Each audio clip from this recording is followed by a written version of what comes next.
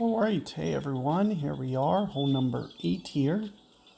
Looks like a front pin location. So one of the things you'll see with the tailwind, just need to kind of get the ball out there. Distance isn't really going to be all that necessary. And one of the things that I'd like to do is just kind of get this into long iron or short iron territory. Depending upon my second wind, it will pretty much dictate. Should be able to get this down here pretty good. In tailwinds, you might have to go short iron. Headwinds, more of a long iron shot. At least for now, I'm set up on long iron. Where's the line? There's the line. So it looks like I am a little bit in between clubs here. But we should be able to bump this up here. So a little bit of top spin here. One top spin. Trying to land right around that fringe mark, you can see. Very close to the fringe. And in terms of a Spectra 4 at max,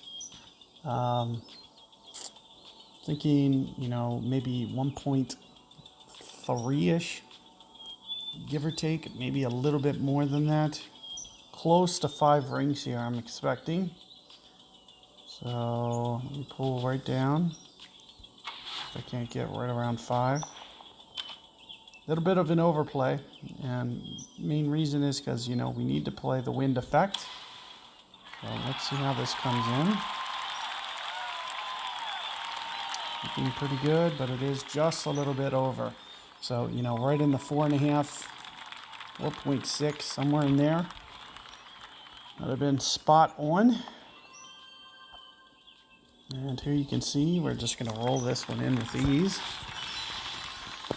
Just keep in mind, the more that range maxes out, you get a couple more yards, you have to start playing a couple more rings.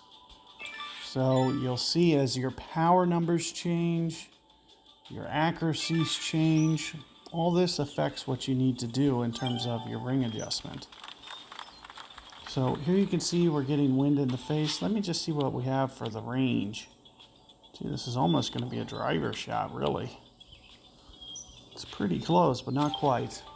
So it's looking to me, I'm thinking something along the lines of an IM root. We'll have to figure out some kind of backspin approach here. So IM root. Another thing you could maybe do is it should have a decent amount of backspin. Eventually, it'd have to be a 3 or a 4 is Stingray. Well, let's go with the root. We're probably going to have to put on a special ball here, as you can see. With this wind direction, we kind of get in kind of a little nasty spot here. So let's first try a spider and just see how that looks. This looks pretty good, actually. So let's give this a whirl. I do believe just getting this onto the front of the green, we should be able to check this up, no problem. The question is, are we going to be able to hit this spot? So I still need to go almost 4 rings here. It's pretty close to 4, so it looks like I can get there. So right in here, let's just see what that looks like. Ultimate shot. Doing pretty good. It's to the right of the hole though, so I over-adjusted my rings just slightly. As you can see, still as a result, we still have a very great tiebreaker. So getting all these shots in there as tight as possible leads to a very good score. And you can see we just tap that one in.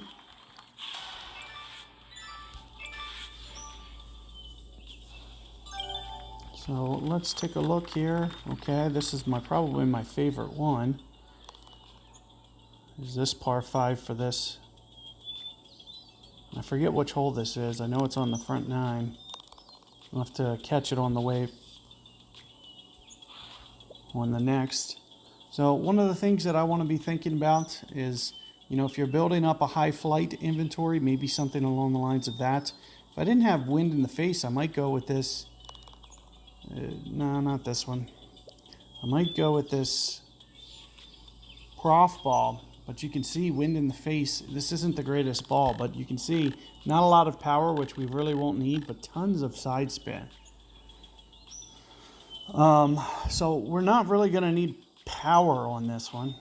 So I'm thinking maybe going loop. We should be able to get there, even with wind in the face. One of the things that you'll see that I try to do is just try to cheat this over to the left-hand side, try to create a nice little angle. We're going to have to switch to a Viking as well. That's what I'll do after I get this off the tee. Of course, I did grape ball that to the right, so it's going to come out into the center more. Just going to bring that tree more into play. We're going to end up, you know, I hope with only one play that we get a left to right wind, which we kind of did. So let's just see how this looks. I was thinking, well, I'm still probably going to go Viking because it has so much curl. So this is where you want to start thinking about clubs that curl. And once you get to later clubs, stuff like, you know, Maverick should probably have pretty good curl. You know, a decent amount. It gets up to what, about 70. Stingray, of course, you know, once that gets up. But other than that, we really got to kind of stick with this Viking, and you'll see this draw fade already at 77. It almost goes to max. So the more that you can upgrade that Viking, the better. And one of the biggest reasons as to why is because of its curl attribute. So the more that you can curl, especially when there's that tree in the way, the better. And that's one of the main reasons that we're going with loop, is because we want to make sure that we get our tiebreaker score up. And we also have to try to hold this green as well. So we'll have to be a little bit careful here with our rollout. Thinking 1 bar. And we're going to get pretty aggressive on this tree here because we're going to be curling it so hard. So I'm thinking something along the lines of this. And then aside from that, we'll play the ring. So down just a little bit, a little more than 3, you know, below that shadow. A little bit over 3, and then we're just going to gently curl this around here, making sure to get this ultimate. The ultimate's going to be key, especially on curl shots. And you can see we just missed the tree. And we're coming in pretty nice. I'm not sure it's going to quite roll out, unfortunately. I wanted to make sure I had at least something on the backspin because you can see not a lot of room behind that pin. So especially for my first, this is the first time I've ever played this pin ever. So I wanted to make sure, especially curling in a tailwind, that I was safer rather than sorry. You know, in headwinds, I would have felt comfortable top spinning that. But with a mega tailwind like that, I want to make sure that the bounces don't really extend out because there's not room behind that pin. So I want to make sure that I get that tiebreaker up as much as possible. And I was just a little bit cautious there. But I'm going to split these up into 2 sets.